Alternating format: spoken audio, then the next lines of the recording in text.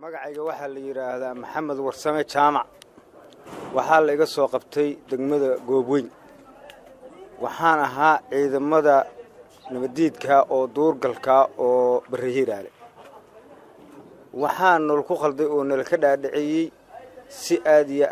aad u dhibaato badan baa nimankan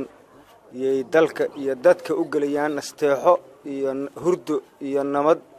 waxaanu ka soo galnay ciidamada gacanta nagu haya soo dhaweyn sharaf karaamo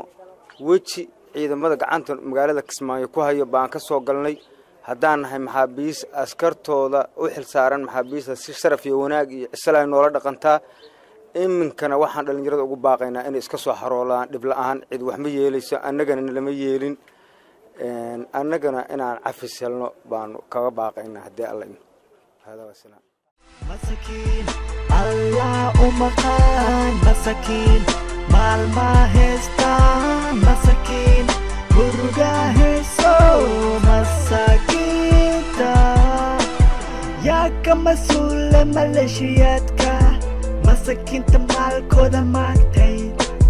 يا كمسؤول مساكين تا كودي متي مدتي يا مايو نكمل يم مساكين مانتا ملكو هويدان هيسن هل مرة ما كفكرتي وليجا إن مساكين وحسيسو مساكين الله أمكان مساكين مال ما هستا مساكين مرجع هسو مساكين تا مساكين الله أمكان مساكين مال ما هستا مساكين مرجع هسو مساكين تا magacaygu waxa la yiraahdaa Aadan Boole Nuur waxaan codsanayaa anigu waxaan hortay in badan macnaha Kismaayo joog maalinka ciidamadan soo galiyeen ilaa yoom hada maanta aan joogno waxaan joogay Kismaayo in baabuurayaan ahay in iska xamaashaan ahaan jiray xilliga hadda macnaha anigu hadda leeyahay macnaha rasaas baa uu qaaday oo u kala qaadiyay dawladda iyo shabaab أنا حلقي وحي أهيد شباب كادت وضعها ودعي كرتا معنا إن أنفلك أصدق حلقة عيدة أسمي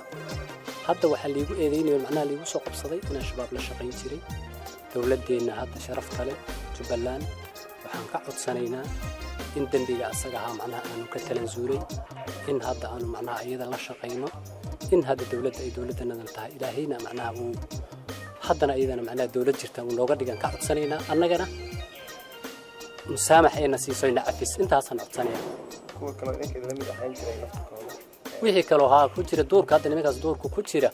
ومانتا أن أيقظ ميل هايسن عدة أقل ضيان